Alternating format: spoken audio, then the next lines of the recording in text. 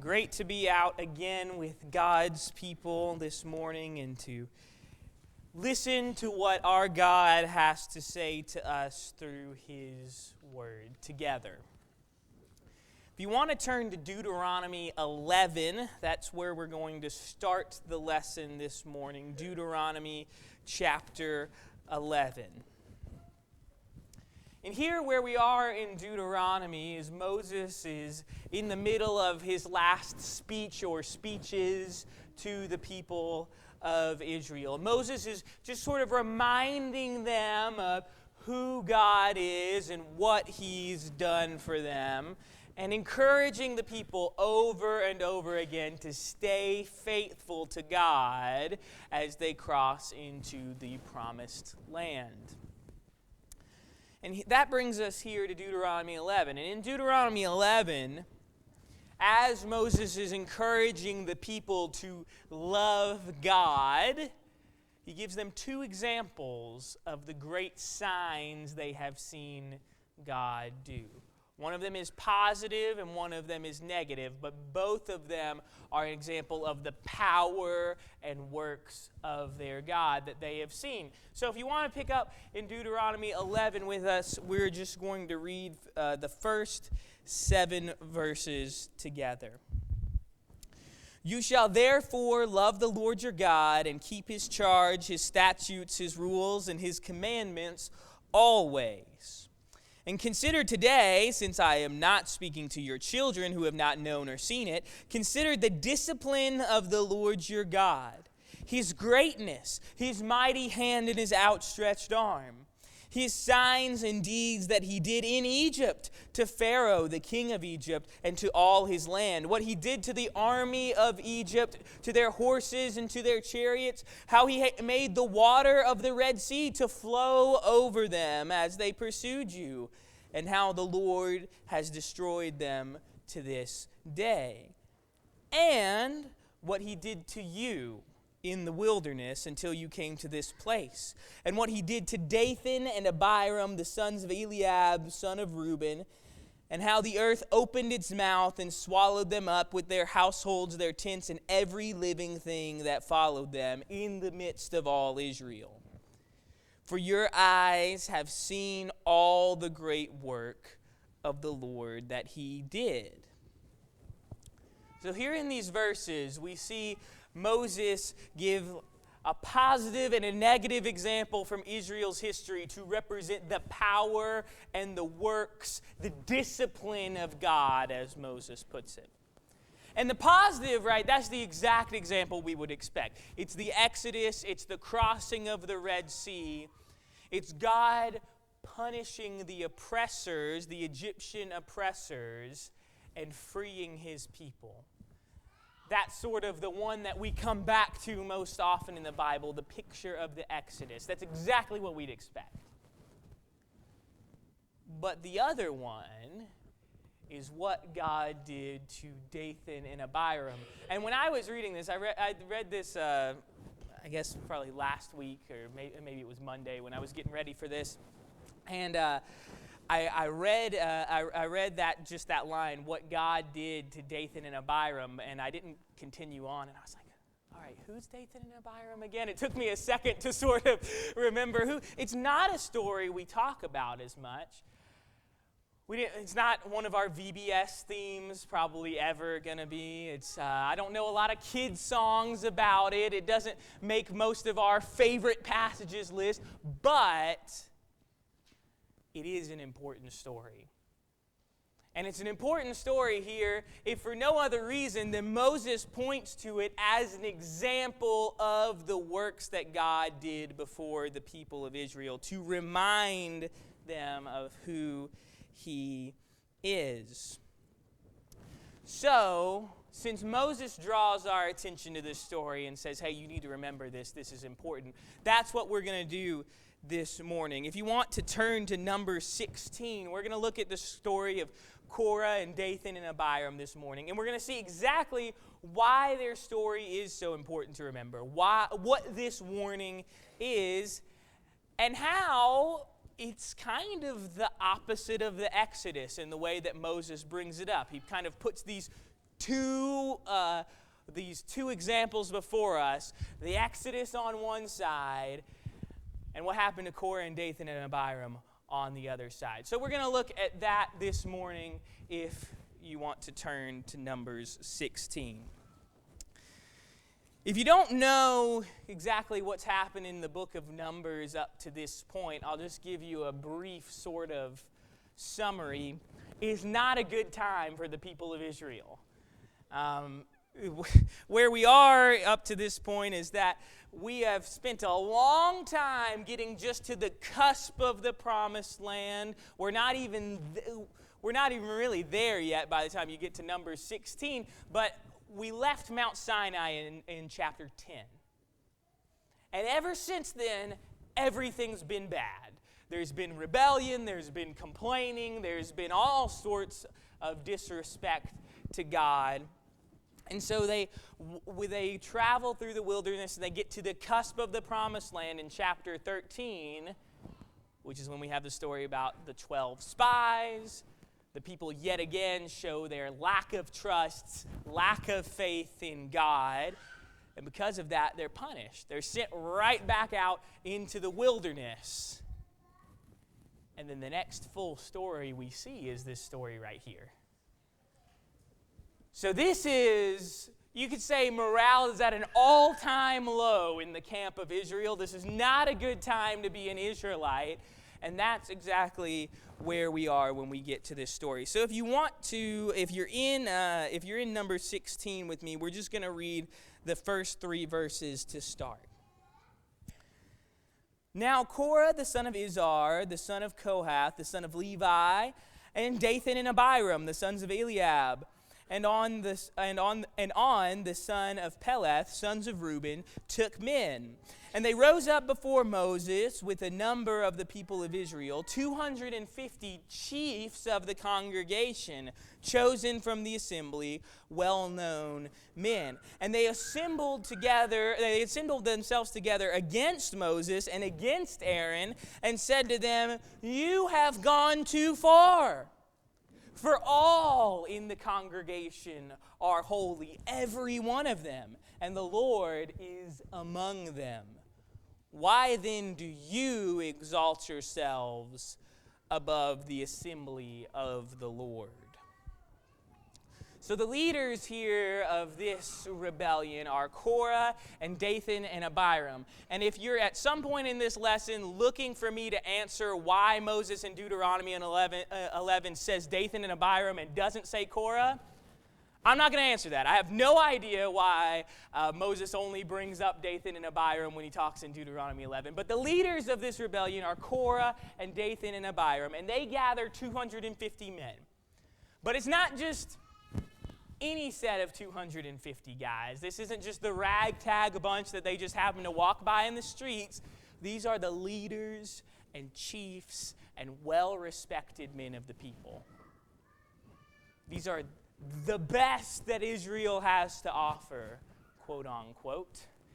These are the people that the rest of the congregation would have looked up to. So this isn't just some sort of group, as I think it says in Exodus, what's the way it puts it? Well, the guys that you wouldn't want to hang out with, the guys that are sort of dragging the rest of the group down, that's not who's leading the rebellion here. These are the leaders of God's people. And look at the charge. What are they saying here? They're saying, Moses, we are all God's chosen holy people. And on the surface they're right. That charge is correct. God has chosen all Israel as his holy people. So they start off being right, but it's what they say after that. And then, Moses, why have you risen yourself above the rest of us? So the charge is Moses has placed himself over Israel. And it's not just Moses that they're mad at either. Aaron, Moses' brother, has placed himself over Israel. What these 250 men are asking is, Moses, why do you think you're so special? What makes you any different than us? They are challenging God's appointed leader and prophet. They're challenging the very one who has delivered God's law to them. And when they challenge Aaron, they are challenging the one appointed to serve as the leader of the worship of God. Don't skip past that. This isn't just, sometimes I think when we read this story, we just kind of think about it as just bad blood or like almost like a city council meeting gone wrong. That's not what's happening here. These men are challenging the very word of God and how God has instructed them to serve him. They're challenging all of that. So let's continue on, starting in verse 4. When Moses heard it, he fell on his face. And he said to Korah and all his company, "In the morning the Lord will show you who is his and who is holy, and will bring him near to him. The one whom he chooses, he will bring near to him. So do this. Take censers, Korah and all his company, and put fire in them, and put incense on them before the Lord tomorrow. And the man whom the Lord chooses shall be the Holy One. You have gone too far, sons of Levi." And Moses says to Korah, "Hear now, you sons of Levi, is it too small a thing for you that the God of Israel has separated you from the congregation of Israel to bring you near to himself, to do service in the tabernacle of the Lord, and to stand before the congregation and minister to them? And that he has also brought you near him and all your brothers, the sons of Levi, with you.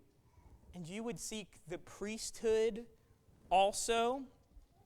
And let's skip down to pick up verses 15 through 17 as well. "And Moses was very angry and said to the Lord, 'Do not respect their offering. I have not taken one donkey from them, and I have not harmed any one of them.' And Moses said to Korah, 'Be present, you and all your company, before the Lord, you and they and Aaron tomorrow. And let every one of you take his censer and put incense on it. And every one of you bring before the Lord his censer, 250 censers. You also and Aaron, each his censer.'" And we'll stop there for now. So Moses is mad. He is infuriated at the accusation of these men. But notice it's not because Moses is mad because he thinks he's been disrespected. This isn't a personal grudge that has Moses angry. Notice what he says. He says, "You think I've gone too far? You guys have gone too far. This is about what you have done to God." Because he says, yes, God has separated Israel as his holy people. That's true. Moses doesn't argue against that. And he even says to Korah, a Levite, "You guys have been separated even more than the rest of the people because you have been chosen to have special honor and special jobs in service to God at the tabernacle. But now you guys want to be leaders and priests and judges too?"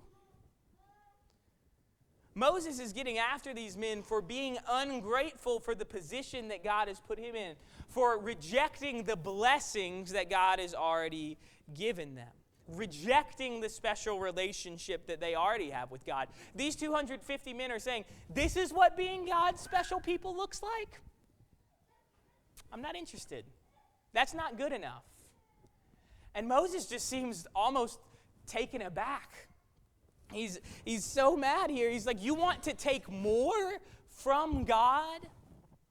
That's the little amount of trust you have in him, that you're willing to rebel against his whole plan just because you don't think he's given you a special enough place." And so Moses offers a challenge to Korah and Dathan and Abiram and the 250 men with him. He says, "You guys want to be priests? Okay, let's try this out. Go ahead, burn some incense before God, and Aaron's going to burn some incense too, and God's going to choose who's holy to him." makes me a little sick to my stomach thinking about how heavy that challenge would have been. That you're all going to burn incense before God, and then God's going to let you know who's holy to him. When I was reading this story, I kind of wondered what Korah and Dathan and Abiram thought was going to happen. Did they think that God was going to choose all 251 censers? Did they think God was going to choose just their 250 and he wasn't going to choose Aaron's? What did they really think was going to happen here? And I don't know the answer to that, but what I do know is that even though Moses told them how this was going to end before it started, he said God will choose him who is special to him. Singular. He's going to choose one. Moses already told them how this was going to work, but they decided to continue with it anyways. They decided that they were going to prove that they knew better about what would please God better than God himself did. They're going to prove that they are just as special and just as holy and just as set apart as the men that God chose. So let's finish up this story. Chapter 16, verses 18, and we'll just read through 35.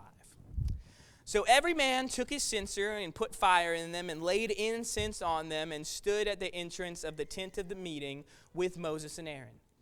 And then Korah assembled all the congregation against them at the entrance of the tent of meeting. And the glory of the Lord appeared to all the congregation. And the Lord spoke to Moses and Aaron, saying, "Separate yourselves from among this congregation, that I may consume them in a moment." And they fell on their faces and said, "O God, the God of the spirits and all flesh, shall one man sin, and you will be angry with all the congregation?" And the Lord spoke to Moses, saying, "Say to the congregation, get away from the dwelling of Korah, Dathan, and Abiram." And then Moses rose and went to Dathan and Abiram, and the elders of Israel followed him. And he spoke to the congregation, saying, "Depart, please, from their tents of the tents of these wicked men, and touch nothing of theirs, lest you be swept away with all their sins." So they got away from the dwelling place of Korah, Dathan, and Abiram. And Dathan and Abiram came out and stood at the door of their tents, together with their wives, their sons, and their little ones. And Moses said, "Hereby you shall know that the Lord has sent me to do all these works, and that it has not been of my own accord. If these men die as all men die, or if they are visited by the fate of all mankind, then the Lord has not sent me. But if the Lord creates something new, and the ground opens its mouth and swallows them up with all that belongs to them, then they go down alive into Sheol, then you shall know that these men have despised the Lord." And as soon as he had finished speaking all these words, the ground under them split apart, and the earth opened its mouth and swallowed them up with their households and all the people who belonged to Korah and all their goods. So they and all that belonged to them went down alive into Sheol, and the earth closed over them, and they perished from the midst of the assembly. And all Israel who were around them fled at their cry, for they said, "Lest the earth swallow us up." And the fire came out from the Lord and consumed the 250 men offering the incense.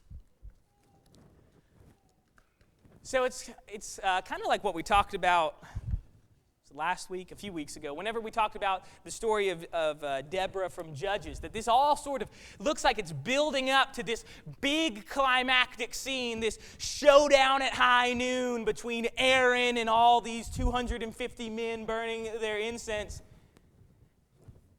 And then that's just completely moved past altogether, because something much more important happens. The glory of the Lord appeared to the congregation.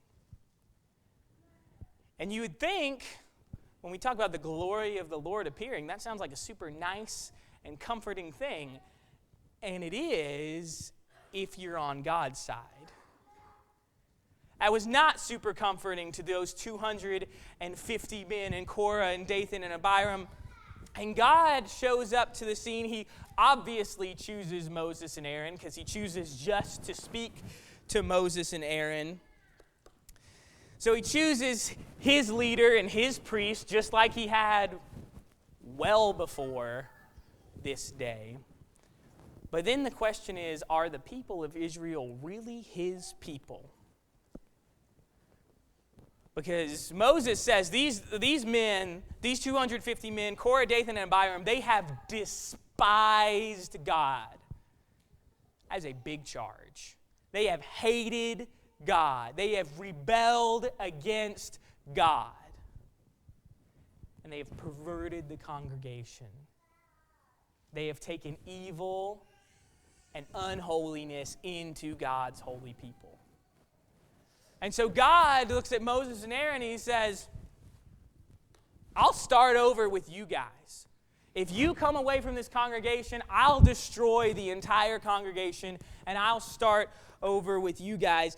And Moses and Aaron, they intervene, almost like Abraham in a way, saying, will you punish the righteous along with the unrighteous? Will you punish the entire congregation for the sin of a few men? And of course, God does not, but God does have to purge the evil from the midst of him and from the congregation. And so he does this great sign by having Korah and Dathan and Abiram and everything associated with them swallowed up by the earth. The evildoers are defeated. Moses and Aaron are vindicated before the people. And God has restored Israel as his holy people by purging the evil from their midst. And so if you place yourself in the mind of the people of Israel sitting there in Deuteronomy 11, listening to one of Moses' final speeches, and he brings this idea of the great works of God, the great signs that he has done, and one of them being the amazing triumph of the Exodus, and the other is this. We have to ask ourselves, what is Moses trying to get at? What is he trying to remind the people of when he talks about this story? And I think that in some ways it comes back to this story being portrayed as sort of the opposite of the crossing of the Red Sea. The opposite of the Exodus. And just look at some of the ways that this story is described. So you start the beginning of this story. That was a lot bigger on my computer screen. Sorry about that. The beginning of this story is some evildoers, some big-time rebels, some leaders are threatening God's people. That's how the story starts. So in the Exodus, it's obviously the Egyptian Pharaoh and all of his army coming after the Israelites. And in Numbers 16, we have the leaders of Israel coming after Moses and Aaron. And the stories both end the same way. They both end with the evildoers being swallowed up. For the Egyptians, they were swallowed up in the sea. And for Korah and Dathan and Abiram, they were swallowed up by the very earth itself. And of course, the obvious part is both times the good guys are God's people, one of them being Israel and the other one being Moses and Aaron. But where the story really sets themselves apart is that in the Exodus, the bad guys, they're the Egyptian oppressors. They're the people of the world trying to put down Israel. But in Numbers 16, it's the leaders of God's own people.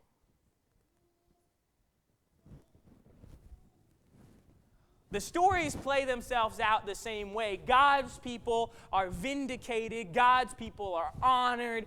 God's people are blessed. And the rebels, the evildoers, they're punished, they're swallowed up. But the difference is in Numbers 16, God's own people were the bad guys. The leaders of God's people. One of them was a Levite. Those instructed to help serve and lead the worship of God. they were the ones who were causing this problem. They were the rebels. In Numbers 16, God's people are no better than the world. They act like the world, they rebel against God like the world, and because of that, they're punished like the world. In Hebrews 11:29, that passage emphasizes that the people of Israel crossed the Red Sea by faith. We don't think about that often, but Hebrews says that the people of Israel were delivered by their trust in God, by dedication to Him, by obeying Him. And so they were saved and delivered from their enemies. By the time we get to Numbers, the people don't have that trust anymore. They don't have that faith. They don't obey God. They complain against Him every chance they get. They rebel against Him every chance they get. In chapter 10, with the 12 spies, they don't trust God to deliver them against the Canaanite tribes. Some of them had seen what God had done to the Egyptians, perhaps the most powerful nation in the world. They had seen God destroy them. They didn't trust God to do it to the Canaanite tribes. And so they rebel, they distrust in Him, and they're punished. And then our chapter today, chapter 16, they yet again show their lack of faith, their lack of trust by rebelling against God's law, rebelling against the very prophet of God, rebelling against Aaron, the priest set up to oversee worship and service to God. This is a lot more than a political fight or a squabble over leadership. This is God's people, the leader of God's people, defiantly rebelling against Him. This is the leaders of God's people despising Him and having to be punished for it. And that's why this is such an important reminder to Moses, that the very leaders of God's people, when they forget that trust, when they forget that faith, they're no better than Egypt. And they will not face a better outcome than Egypt. And so if we're in the crowd with these Israelites and we're hearing Moses make this speech, giving these comparisons, what we need to take away really comes back to the theme of Deuteronomy, this idea of the blessings and curses of the law. Moses lays out two sort of paths. If you want to quickly, if you're in Deuteronomy 11, I'm going to read verses 26 through 28. See, I am setting before you today a blessing and a curse. The blessing, if you obey the commandments of the Lord your God, which I command you today, and the curse if you do not obey the commandments of the Lord your God, but turn aside from the way I am commanding you today to go to other gods that you have not known. Moses says there are two paths. You want blessings? Do you want deliverance? Do you want the sort of things that God brought to Israel through the Exodus? We would say, do you want to be taken out of your slavery to sin and be brought to the eternal promised land? If so, obey God. Trust Him. Have faith, as Hebrews 11 says. And if you stick on God's side, He will save you. You will be His holy people, and He will be your God. But on the other side, if you rebel, if you disobey, if you despise God, nothing good is going to come down that path, even if you claim to be God's people. So heed Moses' warning here. Remember the story of Korah and Dathan and Abiram and those 250 leaders. That God's people are no better than the world when we distrust Him. But luckily, we don't have to face that punishment. We don't have to face those curses. The happy ending is if you stick to God, you'll never see any of that, ever. Put away yourself, put away your pride, and serve Him and trust Him. And you'll find the blessings and deliverance that God promised to the Israelites. That's the story of Numbers 16, and to a certain extent, as Hebrews 11 tells us, it's the story of us as well. Trust God, have a far-sighted faith, as Kirk said, and he will bless you and deliver you. Let's pray and then be dismissed to our classes. Father in heaven, may our faith always be found as a pleasing aroma to you. Help us to strive to be holy as you are holy, and to love you with all of our hearts, souls, minds, and strengths. Help us to keep soft hearts faithful to you. Keep the hard hearts of rebellion far from us. Strengthen our hands and help us to put them to work in service to you, that we may represent you in this world. All this we pray in your Son's name. Amen.